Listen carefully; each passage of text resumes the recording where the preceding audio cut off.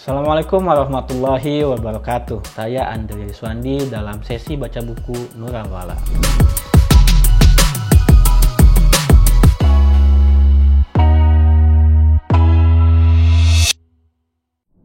Pada pertemuan kali ini kita akan melanjutkan bacaan buku kita masih dengan judul yang sama, yaitu Menimbang Pluralisme, Belajar dari Filsuf dan Kaum Sufi dari Kiai Haji Hussein Muhammad. Kita akan memasuki subbab ketiga dalam bab pertama buku ini yang berjudul Keyakinan dan Jalan Hidup. Sampai di sini, sikap dan pandangan teologis Islam terhadap agama-agama yang lain tampak sangat jelas. Sikap pasrah hanya kepada Tuhan dalam Islam, apapun nama dan sebutan agamanya. Lalu, apa yang membedakan Islam yang dibawa oleh Nabi Muhammad dengan Islam yang dibawa para utusan Tuhan yang lain?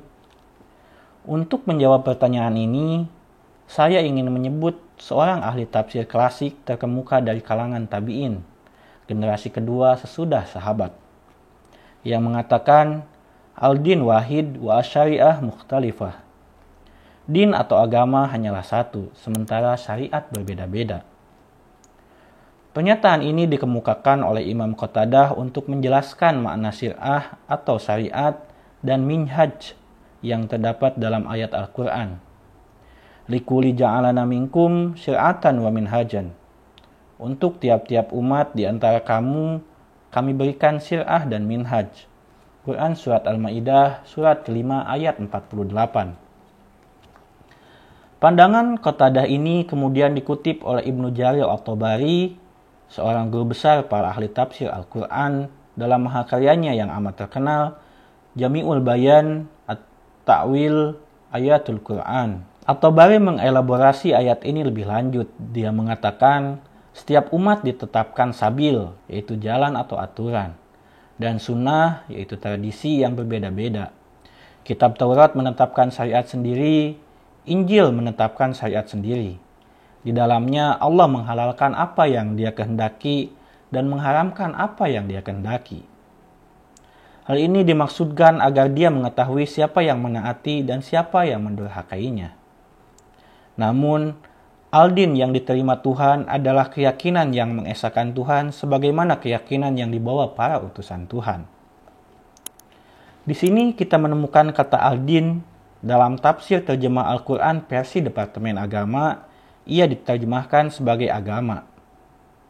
Saya ingin menyebutkan agama dengan A besar. Misalnya dalam ayat Inna dina indallahil Islam. Sesungguhnya agama di sisi Allah adalah Islam. Akan tetapi al-syariah juga diterjemahkan dengan agama. Saya ingin menyebutnya agama dengan huruf A kecil. Dewasa ini, pada universitas-universitas Islam di dunia, Fakultas Hukum Islam disebut Kuliah Asy-Syariah Al-Islamiyah. Kata-kata ini diterjemahkan dengan Kuliah Agama Islam, padahal isinya adalah Fakultas Hukum Islam.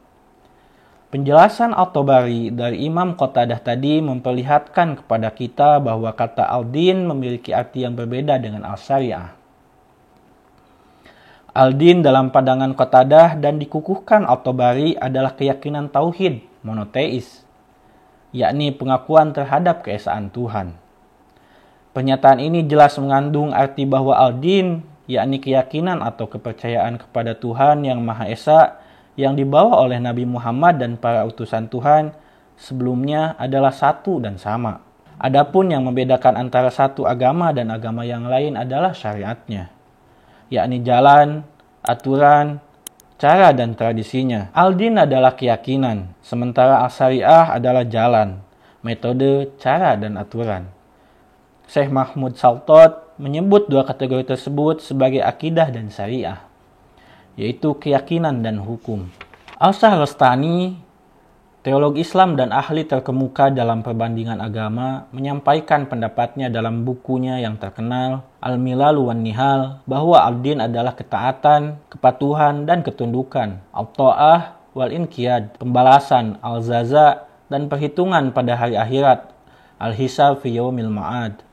Maka menurutnya, al-mutadayyin atau orang yang beragama adalah orang Islam yang taat, yang mengakui adanya balasan dan perhitungan amal pada hari kiamat atau pada hari akhirat. Tafsir serupa atas ayat ini juga dikemukakan oleh Ibnu Katsir. Dia mengutip sebuah hadis otentik Nabi Muhammad SAW yang mengatakan, "Nahnu ma'asyirul anbiya ikhwatul lil alat dinuna wahid." Kami para nabi adalah saudara, agama kami satu. Menurut Ibnu Katsir, agama yang satu tersebut adalah tauhid, sebuah prinsip keesaan Tuhan yang dibawa semua nabi dan diberitakan dalam kitab-kitab suci Tuhan. Sementara syariat mereka berbeda satu sama lain. Boleh jadi satu hal diharamkan oleh syariat tertentu, tetapi dihalalkan oleh syariat yang lain. Perbedaan syariat, aturan, jalan, metode, dan cara ini merupakan kemahabijaksanaan Tuhan. Jadi kepercayaan para pemeluk agama-agama kepada Tuhan sebagai satu-satunya eksistensi absolut dan maha sempurna sesungguhnya adalah sama, meski dengan nama dan sebutan yang berbeda-beda. Perbedaan antar mereka hanya dalam cara pendekatan kepada Tuhan yang disebut dalam syir'ah dan minhaj. Dalam terminologi Islam, syariah merupakan cara atau jalan mendekati Tuhan dalam bentuknya yang lahiriah. Ia tidak terkait dengan kepercayaan yang bersumber dari pikiran atau hati. Al-Qurtubi mengatakan, al-syir'ah wa syariah al-tariqah al-zahirah allati yutawassalu biha ilan najah. Syariat adalah jalan yang bersifat lahiriah yang dapat mengantarkan kepada keselamatan.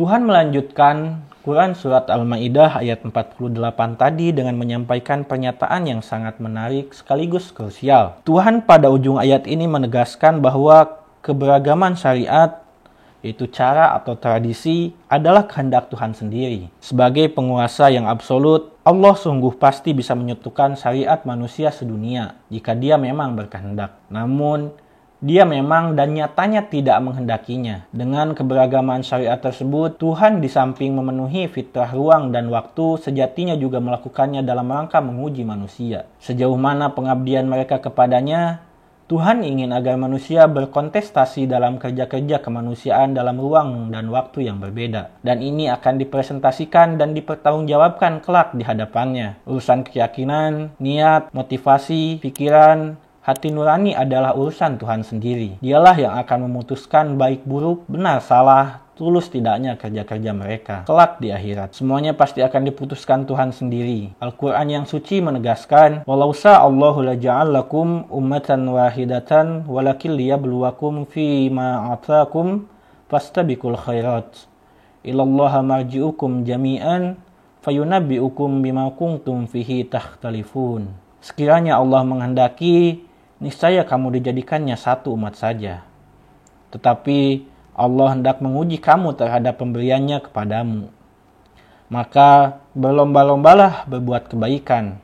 Hanya kepada Allah lah kamu semua akan kembali. Lalu diberitahukannya kepadamu apa yang telah kamu perselisihkan itu. Quran Surat Al-Ma'idah ayat 48. Disinilah kita harus mengatakan bahwa pluralisme adalah sebuah keniscayaan dan kehendak Tuhan yang tidak bisa diingkari. Konsekuensi dari pernyataan ini adalah keniscayaan kita untuk bersikap penuh tasamuh atau toleran kepada orang lain yang berbeda keyakinan atau agama dengan kita, apapun namanya. Penolakan terhadap pluralisme bisa dipandang sama dengan penolakan terhadap realitas dan sekaligus menolak kehendak Tuhan yang maha bijaksana itu. Tuhan sesungguhnya ingin agar eksistensi pluralitas manusia dan alam semesta benar-benar dipikirkan dan direnungkan dalam-dalam oleh manusia. Tuhan menegaskan hal ini juga di dalam Al-Quran. Wa min ayatihi khalqus samawati wal ard wa ikhtilafu alsinatikum wa alwanikum inna fi dzalika laayatil lil alimin. Dan di antara bukti kemahabesaran dan kebijaksanaan Tuhan adalah bahwa Dia menciptakan langit dan bumi dan menciptakan keberagaman bahasa dan warna kulit manusia. Realitas ini seharusnya menjadi pelajaran bagi orang-orang yang mengerti. Quran Surat Ar-Rum ayat ke-22. Nutub Muhammad Thahir bin Ashur menyatakan bahwa yang dimaksud dengan perbedaan bahasa adalah perbedaan berpikir dan berekspresi.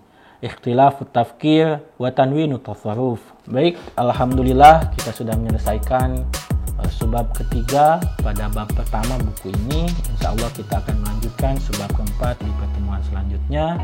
Saya Andri Suwandi dalam sesi baca buku Nurul Wala undur diri. Wassalamualaikum warahmatullahi wabarakatuh.